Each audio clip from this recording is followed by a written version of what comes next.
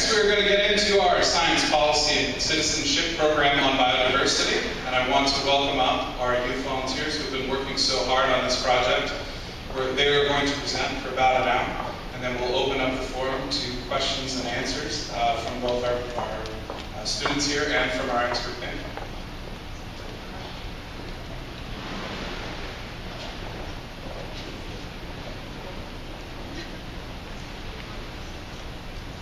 Hello everyone, welcome for coming. Welcome, thank you for coming. I'm going to have a good presentation tonight. I'd like to introduce all the kids we got here. So if you guys would just say your name and your school. My name is Alex Sue, and I go to Newport High School. I'm Maddie Wilson, and I go to Holy Names. I'm Lisa Vanderwall, and I go to Versailles High School. I'm Shauna Gray, and I go to Eastlake High School. I'm Linda Young, I also go to Eastlake High School. I'm Ryan Kim, and I go to Eastlake High School. I'm Becky Shelton, and I go to Roosevelt High School. I'm Tristan O'Meara, and I go to Eastlake High School. I'm Jasmine Bell, and I go to Howard Mountain High School. I'm Rachel Kahn, and I go to Redmond High School. I'm Sebastian Martinez, and I go to Mountain High School. I'm Hannah Waterman, and I go to South Kitsap High School. So now I'm going to do a quick introduction to our panel. So first we have Katie Hart. Katie is an interpretation supervisor and diver at the Seattle Aquarium. She can usually be found talking about marine life with aquarium visitors and volunteers and the life on the edges of it. She's not underwater in the window in Washington Water Season. She studied environmental science and landscape ecology at the University of Guelph in Ontario, Canada, and has been exploring the ocean in one way or another since her first trip to the beach at the age of 1. The next person is Katie Ramin. She works as the School and Community Engagement Supervisor in the Education Department at Woodland Park Zoo in Seattle, where she's been employed since 1997. She develops and presents conservation education for educators of K through 12th graders, supervises on-site and outreach school programs, and facilitates programs that engage community members in conservation actions. Katie spent a year in Iceland as an exchange student and then received a BA in biology and a minor in African studies from Colorado College, with 2 semesters of study abroad in East and Southern Africa. She recently completed her MSc degree in Biodiversity Conservation and Management through Imperial College in London. Although she's an avid traveler, Katie's heart lies in the gorgeous mountains, forests, and waterways of the Pacific Northwest. We also have Jim Morton. Jim is the Director of Conservation and Education at the Seattle Aquarium. Jim came to the aquarium in 2012 from Mote Marine Laboratory, where he served as the Vice President of Education.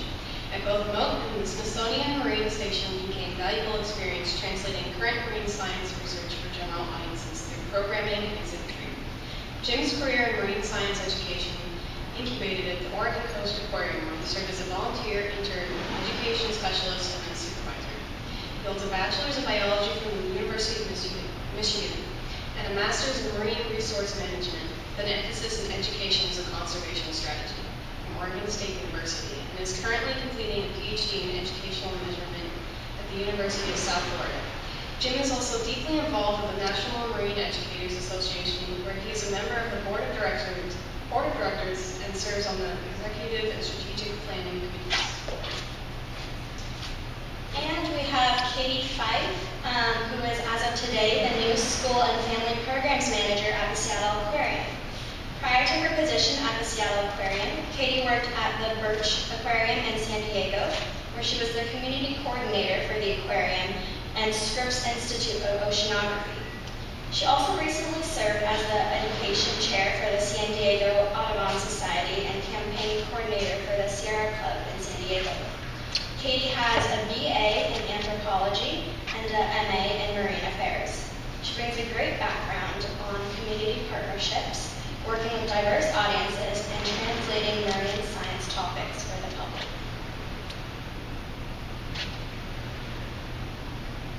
So we're hosting this forum through the Science Policy and Citizenship Citizenship Program on Biodiversity, which is a partnership between Arizona State University's Consortium for Science, Policy, and Outcomes, Toledo Zoo, Phoenix Zoo, and the Seattle Aquarium. This program is part of a national discussion about the dangers of declining biodiversity and what we can do to preserve it. We'll also have a question and answer at the end of the presentation to answer any questions. So tonight we hope to explain to you what biodiversity is, why it's important, different ways we can protect it. We've been doing discussions over the last couple of weeks and we're here to share our results with you. Hope you enjoy our presentation.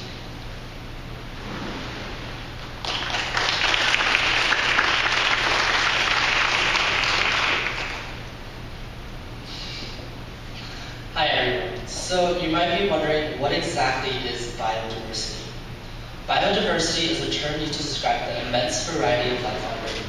And here's a quote from a book called Nature that just tells us how diverse Mother Nature really is. The most unique feature of Earth is the existence of life. And the most extraordinary feature of life is its diversity. Approximately 9 million types of plants, animals, produce, and fungi inhabit the Earth. So too do 7 billion people. Biodiversity includes 3 different levels that include species, ecosystems, and genetic information. Each group has a strong effect on each other. As Mufasa once said in Lion King, everything you see exists together in a delicate balance. When we die, our bodies become the grass, and the antelope eat the grass, and so we are all connected in the great circle of life. First, about species. A species is each individual group of animals, plant, bacteria, and so on. The diversity of animals is important because animals benefit from each other immensely. The second is an ecosystem. An ecosystem is a habitat such as a rainforest, coral reef, forest, or desert where animals coexist and influence each other. The biodiversity of an ecosystem is key to the survival and expansion of the other groups because organisms inhabit these ecosystems and they are closely tied to their surroundings. The third and last is genetic information. Genetic information is each individual organism's personal identity or blueprint that tells it directions on how to survive. A wide diversity of genetic information is crucial because the larger the population of a species, the larger the diversity of its genetic pool, which means the larger chance they have of adapting to changes in climate, habitat, and so on. Next, Maddie will talk more in depth about why biodiversity is important.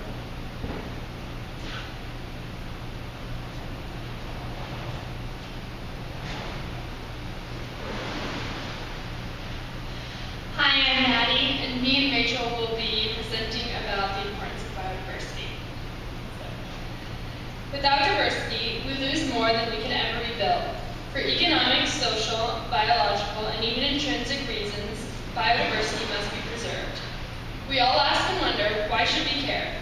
Is biodiversity truly important? The answer is that nothing could be more vital to our successful existence on this earth than the preservation of our natural resources.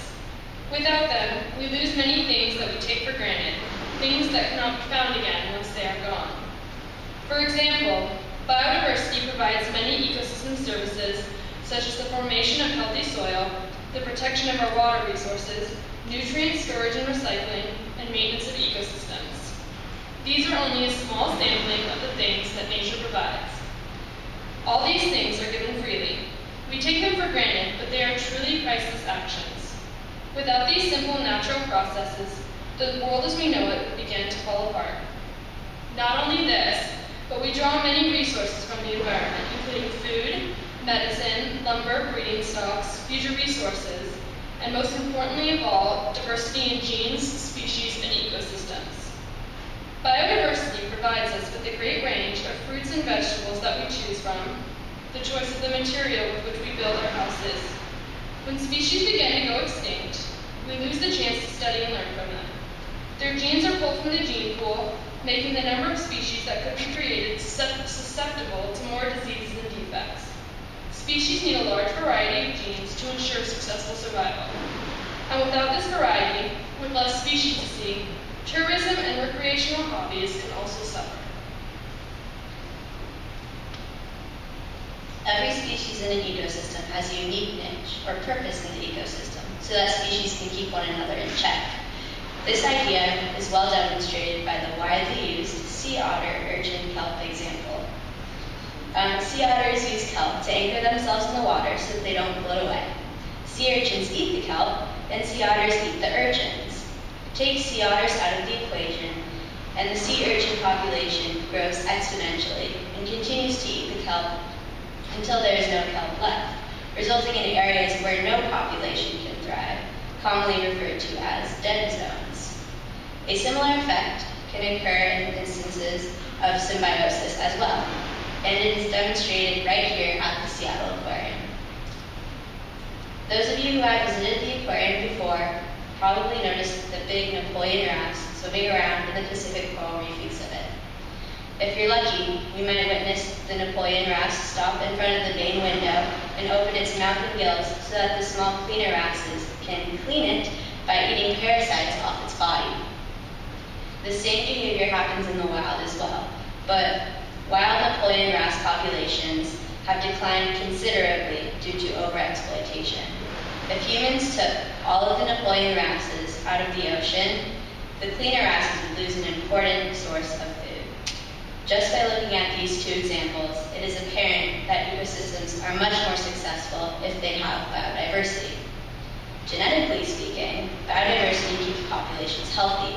Even without human interaction, ecosystems are always changing, and species are constantly adapting to these changes. Genetic diversity provides the drive for these adaptations. The more variation, the more likely it is that at least one individual will possess a combination of alleles or genetic traits that are well suited for the environment. These individuals with favorable traits will be able to produce offspring that possess the same favorable traits, and so on. The availability of a variation of alleles also prevents inbreeding. Habitat fragmentation due to humans can trap a small population of one species in an area that blocks them from mating with others outside their small habitat. This can cause inbreeding, which generally results in increasing occurrences of offspring that have recessive traits that may hinder their survival and reproductive success. But more than this entire, all creatures are born with a basic right to live. Though we have named all the reasons that their existence benefits us, there is an intrinsic value to their survival. They have as great a right as us to live well and fully on the earth. It is their home as much as it is ours. The earth is one great ecosystem, a system that works together without the help of humans, but is able to provide everything that is needed to keep life flourishing. We all play a part, no matter what species we are a part of. It is our obligation to look after the world that we live in.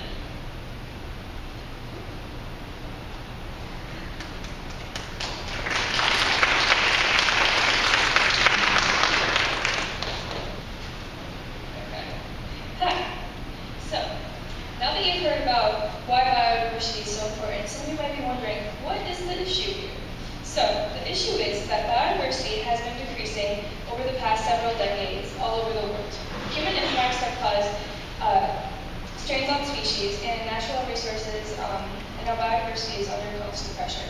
Because of this, there has been a significant loss in the biodiversity of land and species. So, as of now, 2/3 of all living species are threatened of being endangered. So this chart here, provided by the IUCN, shows the decline in species in birds, mammals, corals, and amphibians from 1980 to 2010.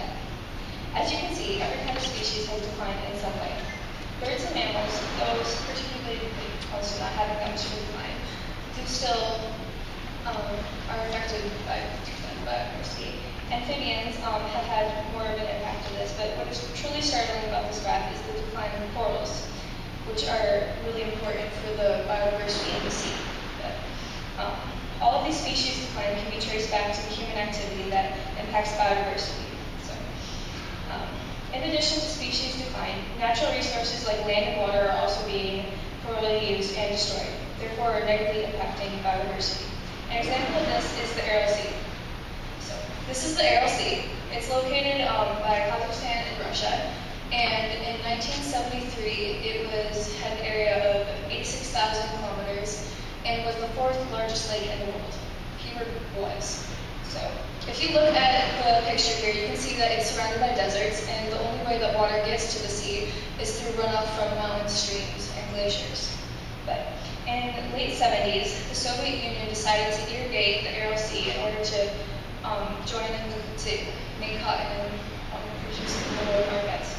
So completely irrigating the desert. So in 1986, the Aral Sea is now only the 8th largest lake in the world. And some of you may be thinking, well, this is still a pretty large lake, but what's the problem here? So let's skip forward to now, 1999. At this point, the lake is only has lost 60% of its surface area and 80% of its volume. Because of this, the salinity in the water has increased, which has killed the biodiversity of the lake and the species. So now, in 2004, okay, 2004, the biodiversity is the lake is only 17,000 kilometers and is about a fourth of its original size. And in 2009, now, it's only 5% of its original water. So it's entirely irrigated for cotton use. So another example of this is just the overview of how much water is lost. Another example of this is in the United States is the Colorado River. So same thing happened here. In the 1950s, you can see how it was really lush, and this is just how it is on a normal day. And now today, the Colorado River doesn't even flow to the ocean because of irrigation. And most of this irrigation is because of agriculture. So agriculture is the single most important human activity impacting biodiversity, and 40% of the Earth's land is used for agriculture. So looking at this chart here, green represents the land used for crops, and brown represents land used for pastures for cattle. So if all of the green and brown areas were combined, it would equal a land the size of South America. It is huge. Agriculture is a necessity for human survival, but it can also cause extreme strains on natural resources and biodiversity. So, nature has the ability to adapt to human impacts, but only to a certain extent. Right now, the rate that humans are changing the environment is faster than the rate species can adapt, causing an extreme decline of biodiversity in its rivers. So the main human impacts on biodiversity are water pollution, overexploitation, invasive species, habitat destruction, and climate change.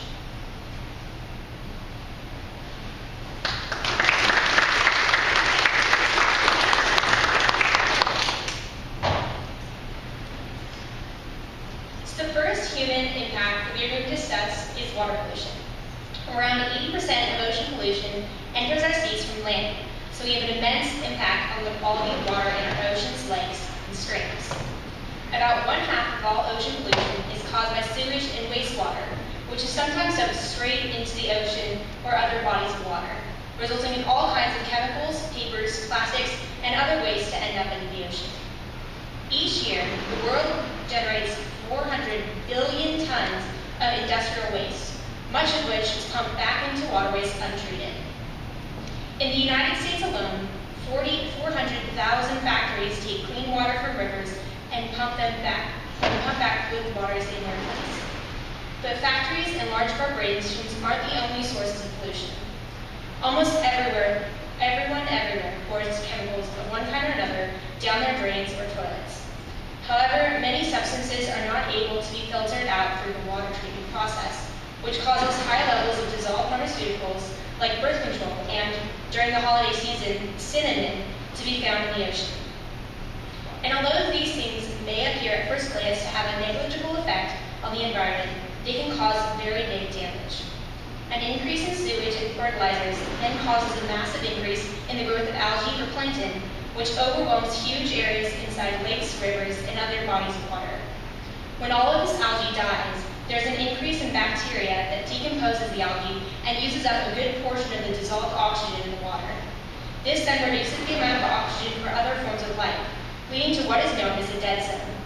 Inside of these dead zones, biodiversity is practically non-existent.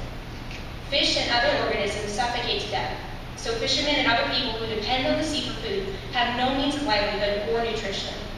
Toxins from chemicals in the polluted waters can also make their way to fish, which causes not only less food for people to eat, but also things like mercury and lead poisoning, which can result in death.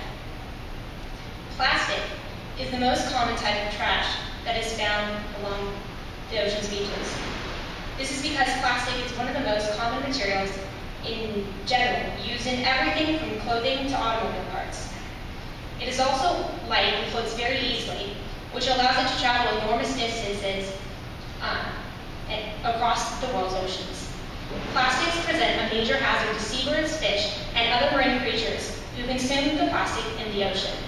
Along with the toxic chemicals released in the breakdown of plastics, plastics also absorb chemicals already present in the water, making them 1,000,000 times more toxic than the seawater itself. And with the knowledge that about 44% of all seabirds eat plastic, this toxicity is incredibly concerning. This could lead to a decline in the number of species of marine creatures in the ocean and greatly reduce the biodiversity that exists there. Animals like leatherback sea turtles, who often mistake plastic bags for jellyfish, have already begun to decline because of this human interference. Oil spills, number-wise, wouldn't seem too significant. Only 12% of oil that enters the ocean comes from tank accidents, whereas 70% of oil pollution in the sea comes from routine shipping and the oil people pour down the drains on land. But tanker spills are still very destructive to the marine environment. Once an oil spill occurs, it floats up to the surface of the water and spreads out very quickly, affecting all of the animals that it comes into contact with. When oil is coated onto seals and sea otter's fur, it impairs the animal's ability to keep warm, resulting in hypothermia and death. Indigestion of oil creates toxin in a creature's system, which, if it doesn't outright kill the animal, can accumulate up the food chain and eventually kill even larger animals. Or, if a fisherman happens to catch a fish that came into contact with an oil spill, it can kill us. Birds and reptiles that are exposed to an oil slick produce thinner eggshells as a side effect, which can also greatly decrease the number of animals born into that population. In addition, seagrass and algae become tainted, which makes the entire ecosystem completely uninhabitable for years.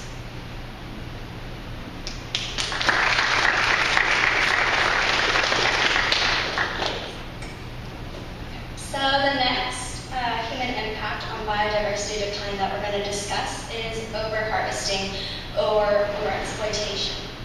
So overharvesting occurs when humans take too many natural resources out of the earth for food and other purposes at an unsustainable rate, which can lead to a decline among those species and can even result in extinction. It can encompass overfishing, poaching, the domestication of animals, hunting, logging, and etc., etc. And one of the biggest issues in overharvesting is overfishing. According to the Food and Agriculture Organization, overfishing is the greatest single threat to marine wildlife and biodiversity. So to put that into perspective, I've got some facts. About 3/4 of the world's oceans are overfished. On a global scale, we have enough fishing capacity to cover at least 4 Earths. A 2006 study in the Science Journal predicted that if fishing rates continue as they are now, the world's fisheries will have collapsed by the year 2048. There's also a recent article in Newsweek magazine, as you can see up there, that covered the issue of overfishing. It basically made the point that we're overexploiting the biggest fish in the sea. The ocean has, in fact, lost at least 75% of its largest species, and that if we continue like we are now, our oceans may soon become dominated by jellies and algae. So this is an example of the effects of overharvesting. The graph shows the Atlantic cod populations. So Atlantic cod was heavily exploited off the East Newfoundland coast in the 1950s throughout the 1970s due to a new, more effective catch method. And by 1992, the cod stock collapsed simply because too much was being taken in too short a time, and the cod could repopulate quickly enough. As a result, the cod fishing industry came to a full stop, and now 20 years after the collapse, the cod population is still trying to recover, and those fishermen lost much of their livelihood. Another major example of overharvesting the illegal taking of wildlife. And a huge issue that has come up recently is the hunting of ivory. So the poaching of elephants and rhinos for their ivory tusks is still very much prevalent, especially in parts of Africa. And the ivory is then shipped off to China and other parts of Asia. The price of ivory has risen to $1,000 per pound due to an increase in demand for ivory. And so the poaching of elephants and rhinos has been on the rise. And this is extremely dangerous because now we risk recreating what happened in 1979 and 1989, where the African elephant population dropped from 1.3 million to 600,000 due to poaching. And a recent study showed that in 2011, 25,000 elephants may have been killed in Africa in that year alone due to poaching. So overharvesting is a very serious issue for humans and ecosystems. We rely on many of the Earth's resources, and once those resources start to disappear, our economy and well-being will suffer as well. And of course, it has a very significant impact on our ecosystems, since we're taking genetic diversity and those species functions out of the equation. It makes it very hard for those ecosystems to sustain themselves and cope after a natural disaster.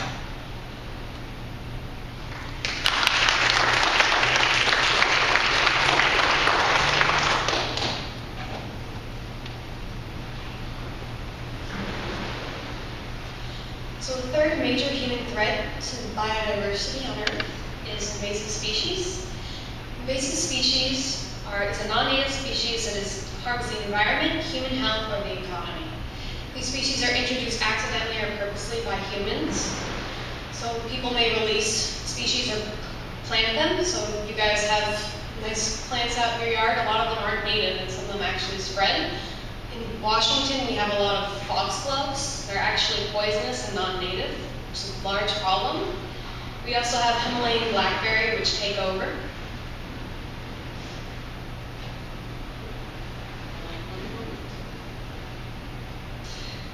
Right, so these species are harmful because they crowd out and kill native species. They do this by using up resources and disrupting natural processes like water flow and soil decomposition. And to get rid of invasive species, the longer you take to take action, the more expensive it becomes. There are 50,000 invasive species in the US, and it costs $138 billion annually to control and eradicate these species. They also, 42% of endangered species are threatened because of invasive species. Some other invasive species are lionfish. You guys may think they're pretty. They used to be my favorite fish when I was younger, but you see them in the aquarium here. They're actually a very large problem in the Caribbean. These fish eat whatever will fit into their mouth, and they reproduce rather quickly. The only natural predator they have in the Caribbean is the sand tiger shark. This shark is listed as threatened, so they're not as good as a help as they could be. There are actions being taken to help reduce the population of lionfish. There are lionfish derbies, which are pretty cool. They'll have divers go out and catch lionfish, and whoever catches the most gets a prize, and there's a huge barbecue, and everyone eats lionfish afterwards. They're trying to make them the new chicken of the sea down there. There's a bunch of cookbooks. You should try them. There's also a large problem with eastern hemlocks. There's a parasite called the woolly adelgid from Asia. These parasites are killing large amounts of the eastern hemlock population. So if you see a picture of them online, there's huge dead zones of these trees, and they're very important because they're one of the few rainforests on the eastern side of the US. So it's very important that we help eradicate invasive species.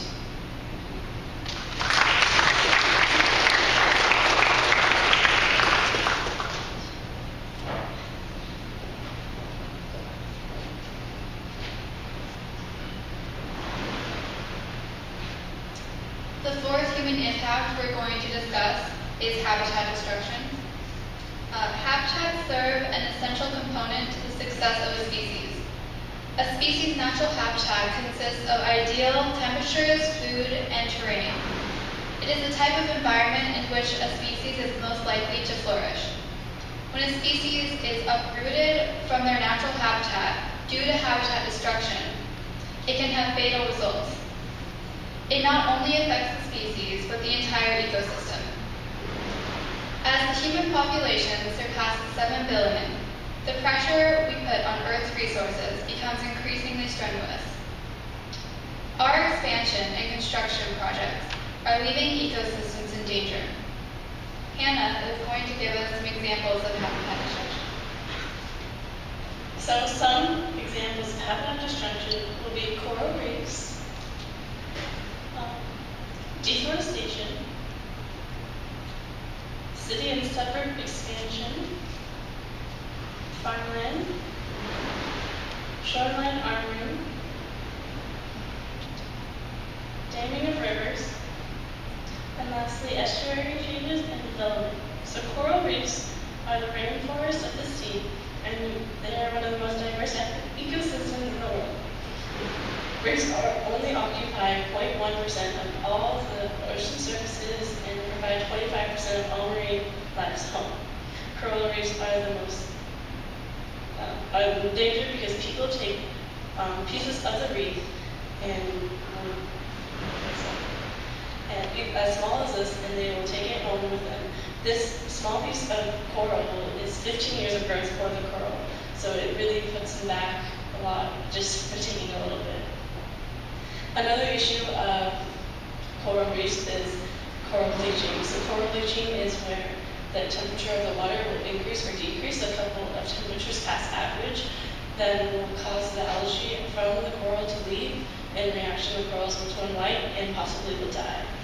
So if the coral reefs die, 25% of all marine life would be out of a home, and then so the predators wouldn't have anything to eat, and so on in that downward spiral. Humans also have personal needs to impact the shorelines. Shorelines are where humans,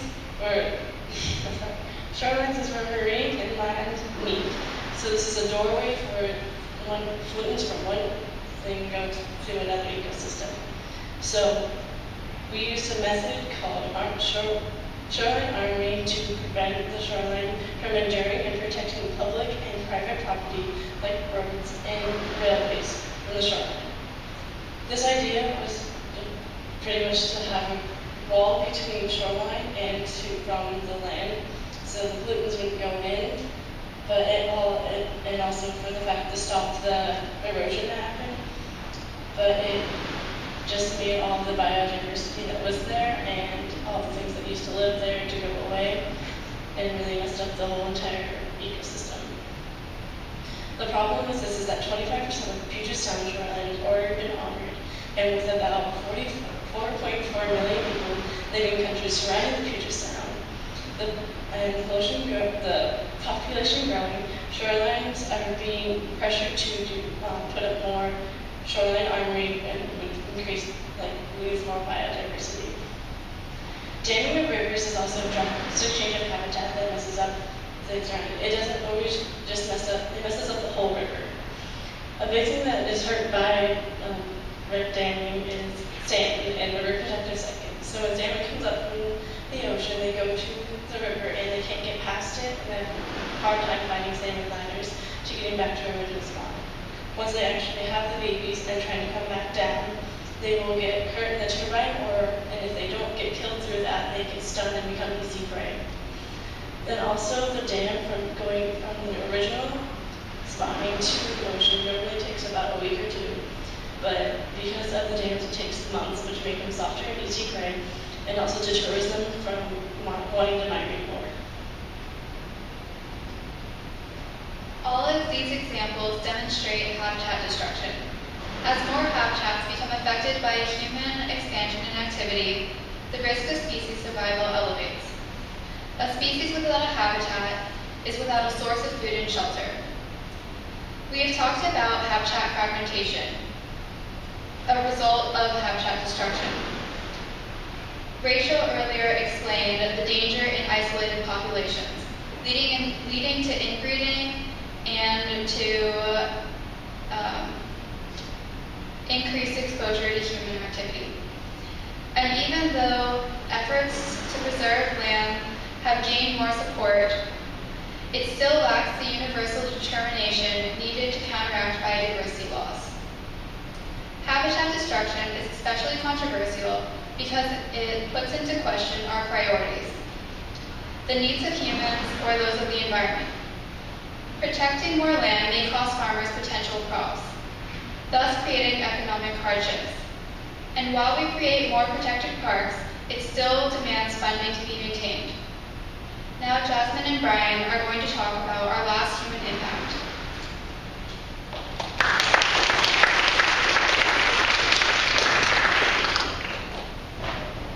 So the last human impact is climate change. Our Earth is warming. Over the past century, the Earth's temperature has risen by approximately 1.4 degrees Fahrenheit. Most people might think that it's not that big of a difference. It's like raising the temperature of your house from 70 to 72 degrees.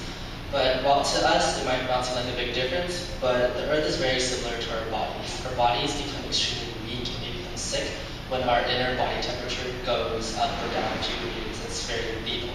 So likewise, Mother Nature has the same effect. There's a tremendous amount of evidence supporting this idea. Rising global temperatures has brought extreme changes in weather, causing droughts, floods, and other catastrophes. This summer, the U.S. has experienced one of the worst droughts it's ever had, and it is due to global warming. Not only that, ice caps are melting, which are causing the sea levels to rise, and it is estimated that several of the world's islands, Caribbean, and islands like that will disappear due to the rise in sea level. Also,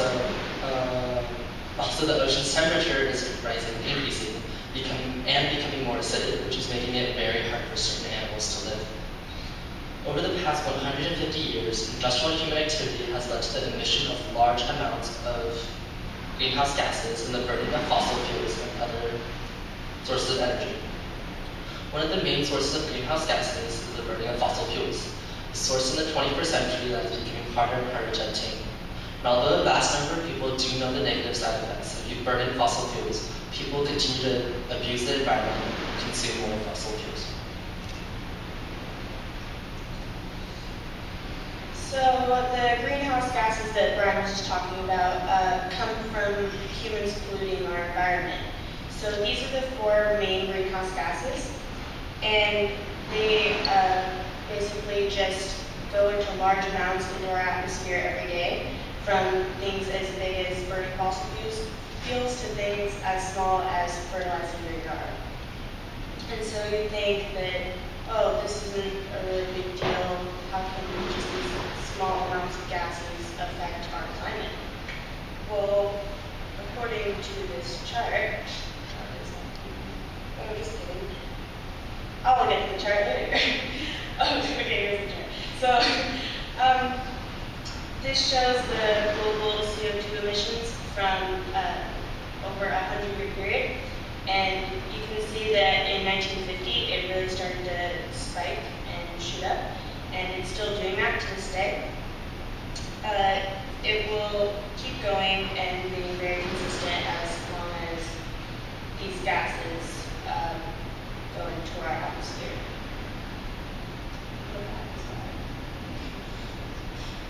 Okay, so carbon dioxide and other greenhouse gases go into the atmosphere every day, and they all work together to act as a blanket around the Earth, and they trap the energy inside so that our climate rises and the temperature warms. Hence the climate change, and this is called the greenhouse effect.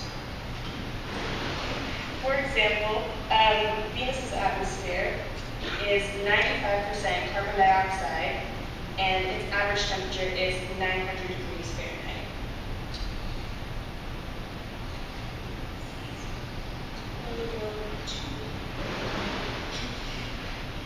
In the future, the climate won't be the only thing that is changing. The climate affects the amount of rainfall. In the future, it will increase or decrease. Also, our own health and safety is a factor. With the air pollution and the climate change, we will be in danger. Also, since we have all grown accustomed to our steady climate within our regions, it will be difficult to adapt to the changes that the temperature will soon be facing. The way we live will be in jeopardy since our energy supply will be at an all-time low. Of course, our environment and natural ecosystems will also be sensitive to the climate's future mood swing. Warmer and more acidic oceans will put stress on our marine and coastal ecosystems, not only in the world of water, but on land. Every animal is made to stay in one part of the world so that it can best survive. But if the climate is changing their environment, where will they go? And how will that affect how they interact with other animals in the world?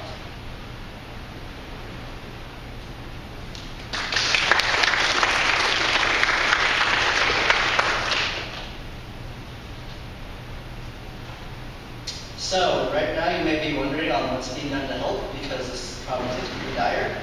So, in the 1990s, the United Nations Environmental Program began negotiating the Convention on Biological Diversity, known as the CBD, and by June 1992, it was open for ratifications, and right now it has over 190 signatories. The CBD has 3 express goals. The first one is the conservation of biological diversity. The second one is the sustainable use of its components. And the third one is the fair and equitable sharing of benefits arising from the utilization of genetic resources. And to do this, the CBD does it in several ways. The first one is that the text of the CBD calls for a minimum standard of protections, appropriate incentives, and education plans, as well as provisions for adequate research. But the other more important mechanism that it does is the CBD forms several working groups to create mechanisms for implementation. They have created things such as the Cartagena Protocol on Biosafety, which regulates the safe transportation and handling of living genetically modified organisms so that they don't go and overrun our native ecosystems, creating more invasive species to deal with. The second one is the Nagoya Protocol on access to genetic resources and the fair and equitable sharing benefits arising from utilization. And that one just says that everybody needs to share the benefits from using genetic resources. And the last one is the Strategic Plan for Biodiversity. The plan is a 10-year-long plan designed to further speed along biodiversity protections. It uses a series of targets called the Aichi targets that were outlined just over 2 years ago in Japan. The 5 targets are addressing the underlying causes of biodiversity by mainstreaming biodiversity, basically saying that governments need to lay down a foundation and educate the public, as well as removing incentives to do ecologically harmful activities. The second one is reducing direct pressures on biodiversity, promoting sustainable use. Basically, it says that at this point, you need to implement policies that limit over-harvesting resources, like the cod that was mentioned earlier, and they need to protect ecosystems by removing other direct stressors on them. The third target is safeguarding ecosystem species and biodiversity. This one means that governments need to designate more protected land so that by 2020, at least 17% of all land and 10% of waters are under protection. Also, the governments have to develop plans to protect and improve populations of endangered species. The fourth target is enhancing benefits to all from biodiversity. This means that the governments need to ensure that essential ecosystems for all, like forests and oceans, are restored and safeguarded. The final goal is enhancing implementation through participatory planning, knowledge management, and capacity building. This is just saying that governments need to create a plan that protects biodiversity, and they have to fully fund it so that they can actually be carried out. Now, the Aichi protocols provide a great framework for protecting and increasing biodiversity in the near future. The problem is that the protocols only apply to those who agree to be bound by its conditions. The good news is that over 190 countries in the world have ratified the CBD, but the U.S. belongs to an exclusive club of 4 nations that have not ratified it. The other nations are Andorra, a small nation roughly the size of the city of Seattle, the Holy See, the tiny city-state in the middle of Rome, and South Sudan, a country who only gained independence less than a year ago. Right now, the United States is missing out on a wonderful chance to take leadership in this field. However, we haven't taken up the issue of ratification in over 18 years, where it passed out of the Senate Foreign Relations Committee by a vote of 17-3, but was never taken up for a full vote. This is likely due to pressures from special interest groups like the oil and gas industry, the pharmaceutical industry, and other resource utilization industries that do not want the protections to be placed and restrictions to be enforced onto them.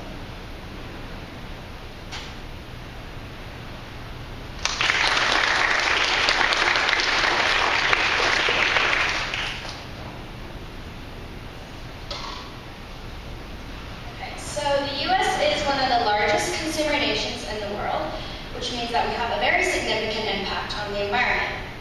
And we believe that a national policy is imperative to the preservation of biodiversity.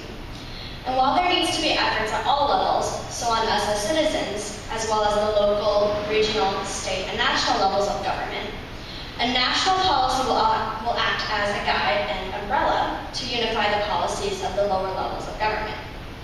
As of now, the U.S. has taken a few major steps towards protecting the environment, such as the Endangered Species Act and the establishment of the Environmental Protection Agency.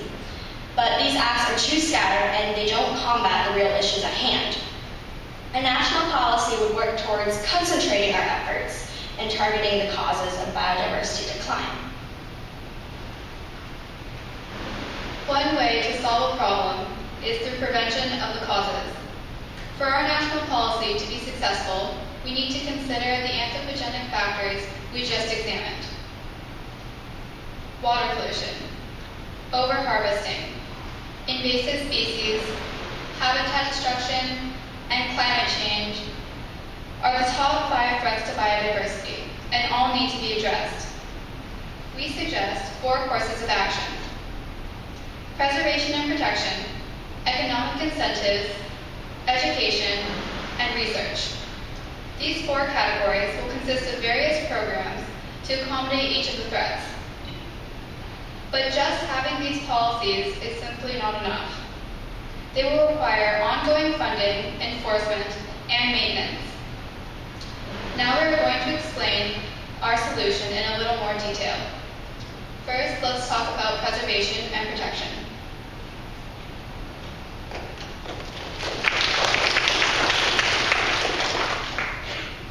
So our first policy is to expand the preservation and protection of land and marine animals, assess the protection of individual species, and address sustainable harvesting.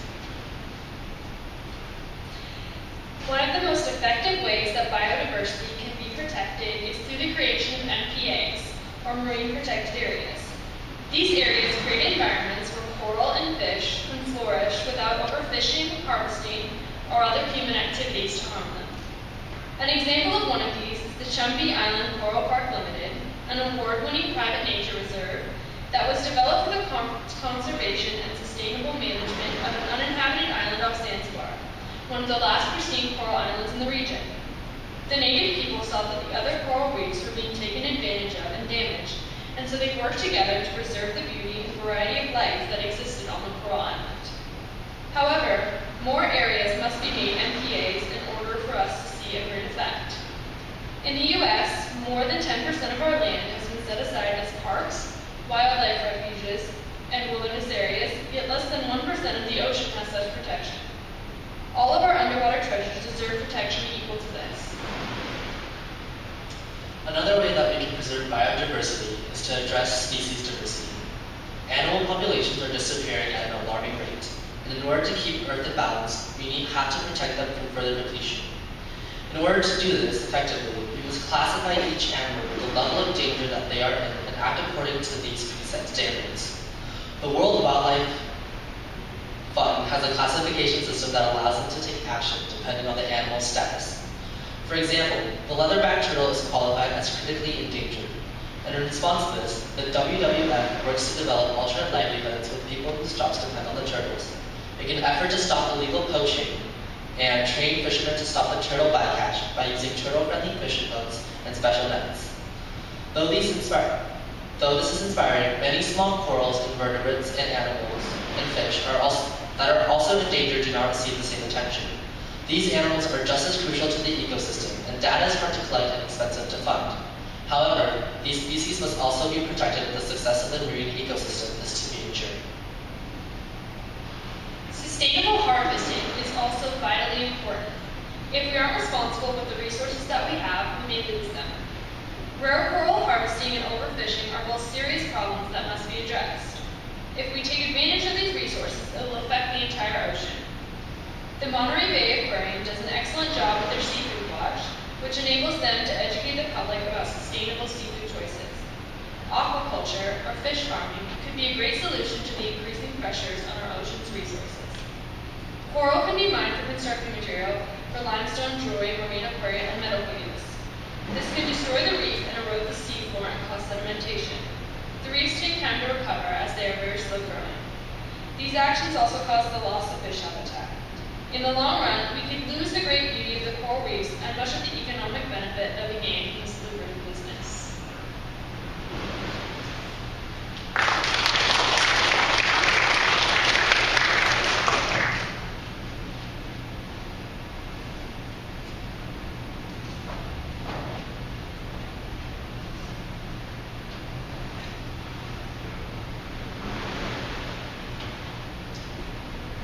To promote environmentally conscious businesses and industries, we suggest implementing incentives and consequences. The benefits will enforce the idea preserving biodiversity is a positive effort. Once people realize the long-term value of preserving the environment, they will see it far outweighs the short-term convenience of wasting resources. Using sustainable methods will become more economically valuable and morally important. The cost factor of our policy will help to discourage unsustainable practices and hold businesses accountable for harmful impacts. It will also help motivate businesses to make the transition to more green methods. As of now, when you buy something, the price is based off labor and materials. We want to establish a standard for environmental accounting, making environmental impact a component to pricing. This will economically encourage people to buy locally, reducing the carbon footprint of our products. When businesses see their consumers' green preferences, they will be persuaded. The system starts on small levels, but will amount to global changes. We need both benefits and costs to financially motivate businesses and households to make sustainable decisions. Now Wendy is going to talk about some of our proposed programs. Okay, so as Becky said, we believe that having financial incentives would help reinforce the idea that going green is good. Because going green is good. It would produce many long-term benefits for businesses. For example, if they use solar panels, energy-efficient lights, and other weatherproofing techniques into their buildings, it could significantly lower energy costs. They could utilize gray water to water landscapes. And gray water is basically water that has been used, so for like washing hands or for laundry, and can be reused given that it doesn't contain any ingredients that could potentially harm the environment. So that would save on resources. They could use earth-friendly products in construction, which could then produce healthier work environments. And altogether, these would save a lot of money and resources, therefore benefiting both businesses and the environment. And ways to encourage these types of changes can come from the government. And examples of programs that the government could potentially implement are tax breaks for businesses and industries that practice eco-friendly tactics. They could offer grants for green innovation, such as having animal highways to accommodate habitat fragmentation. So there's two examples of that up there. They could also offer grants for green architecture and buildings. So roof gardens are a big up-and-coming solution for cities. Roof gardens can turn dust into soil, they absorb noise and carbon dioxide, and insulate the buildings and help manage urban runoff. And so the picture up on the top is a computer-generated image of a proposed green city in Lebanon. And the one on the bottom is an example of a roof garden in New York City. The grants could also be applied to start farmers markets. And the government could encourage smaller portions at restaurants to reduce consumption and waste.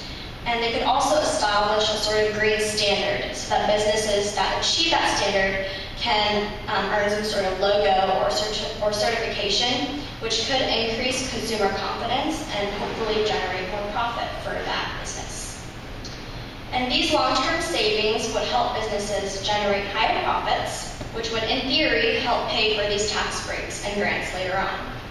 They would also make businesses more willing to go green and ease the transition to eco-friendly practices, and of course, lessen industry's impact on the environment.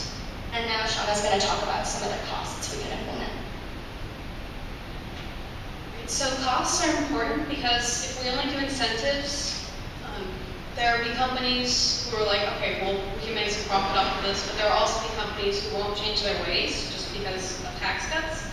So we also have to encourage them in other ways. So one way to encourage companies, businesses, and people in general to be more eco-friendly is to charge companies the cost of damage to the environment. So if an oil company is drilling and they create an oil spill, they should be charged how much it costs to clean it up, and that money should go to organizations that are there to help make the environment better again. We should also bail out companies that use green energy rather than less eco-friendly processes. So like, for example, if we bailed out companies that make green or electric cars, they're also green, instead of companies that produce diesel cars, give people more incentive to start making electric cars so that everyone can get bailed out. There should also be carbon taxes. So carbon tax is a tax on the carbon released by a product you're using. So people release carbon into the environment all the time, and they don't pay for the consequences it has in the environment. It's not just like dumping trash in your backyard, it's like dumping trash in a local park. So people get fined for littering, but they don't get fined for releasing carbon, which is kind of unfair. It's a pollution tax, and it affects everyone. Those are some costs that we hope to instill. Hopefully they're not too severe.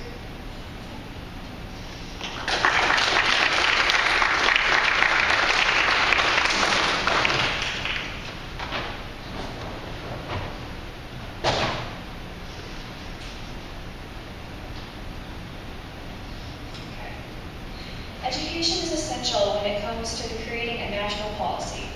A national standard for environmental education should be established in schools